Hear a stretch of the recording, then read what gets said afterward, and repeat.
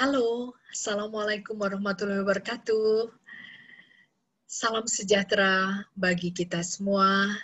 Saya mengharapkan kalian senantiasa sehat, tetap bersemangat meskipun kita kuliah secara online. Dan saya bergembira karena dapat menemui Anda dan kita berhasil sampai ke pertemuan ke-10 mata kuliah perencanaan dan evaluasi kesehatan.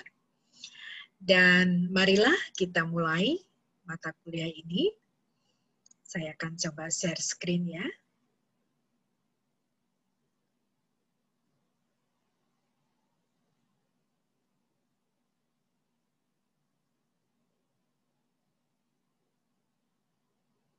Sebentar.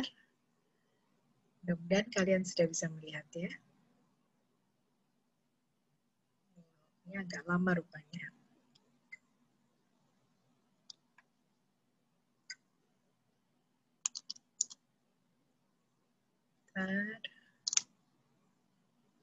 Baik. Nah, pertemuan ke-10 adalah tentang integrasi antara kegiatan monitoring dan evaluasi program kesehatan. Nah, diharapkan mahasiswa mampu memahami konsep monitoring dan evaluasi kegiatan program kesehatan. Mahasiswa mampu memahami konsep pengintegrasian monitoring dengan evaluasi program kesehatan. Kemudian mahasiswa mampu melakukan pengintegrasian monitoring dengan evaluasi kesehatan. Nah, ini materi pembelajarannya adalah kegiatan belajarnya adalah konsep monitoring dan evaluasi dan mengapa pemantauan dan evaluasi program diperlukan. Nah, ini sistem pemantauan dan evaluasi. Pemerintah bertanggung jawab dalam meningkatkan kualitas pelayanan dan program publik. Kewajiban ini dapat dilakukan jika pemerintah mengetahui kekurangan dan kelemahan dalam penyelenggaraan pelayanan dan program itu sendiri.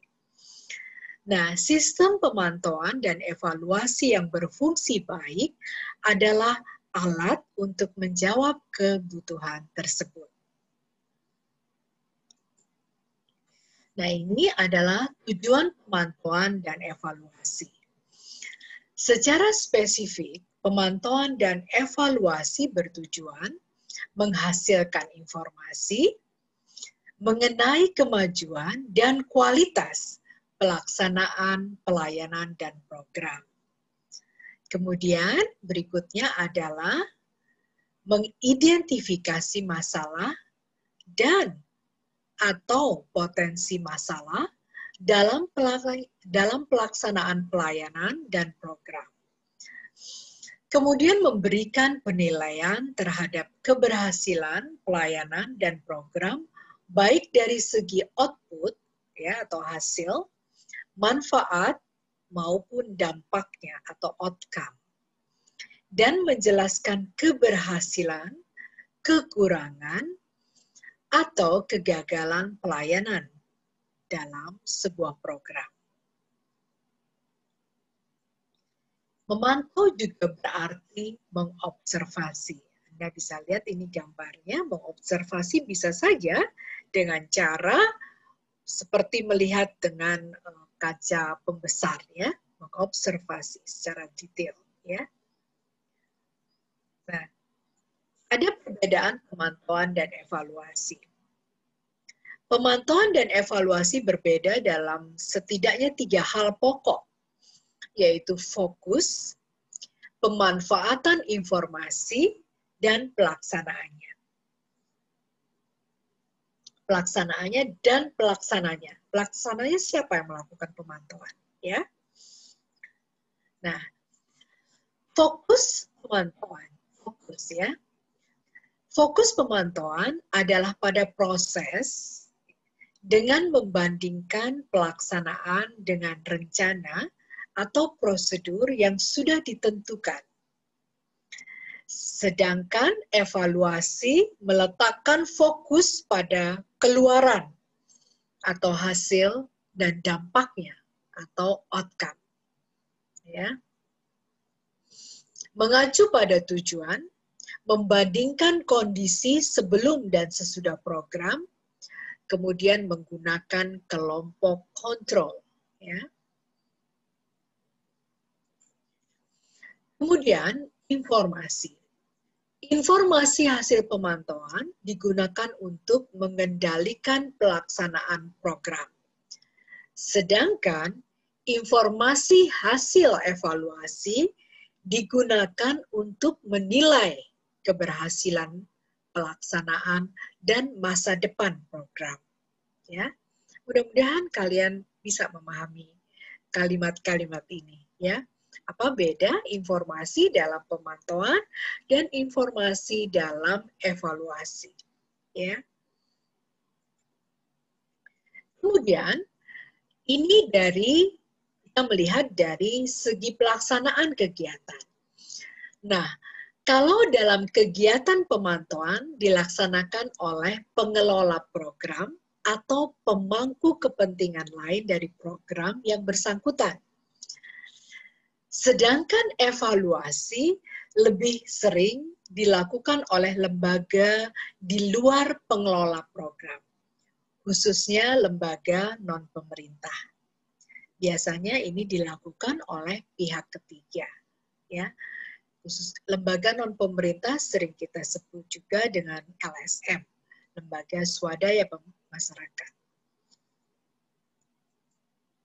Hasilnya, nah, apa yang dihasilkan oleh pemantauan dan evaluasi program?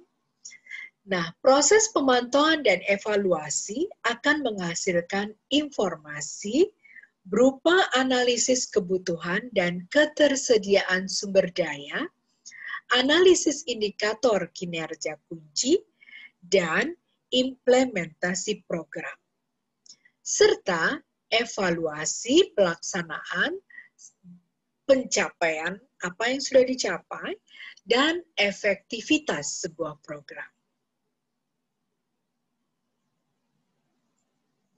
Nah, ini bisa kita lihat bahwa penilaian adalah based on our perspective, ya.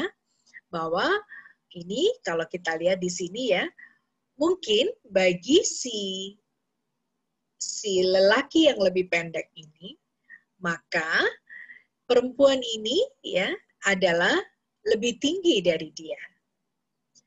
Namun, buat lelaki yang lebih tinggi dari si perempuan ini, buat lelaki yang sebelah kanan ini, maka mereka mengatakan bahwa si perempuan ini adalah pendek.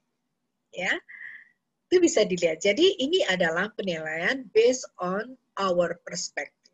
Itu sebabnya seorang sarjana kesehatan masyarakat diharapkan mampu terbuka pada semua pendapat, ya, kemudian mengambil keputusan dengan adil, ya.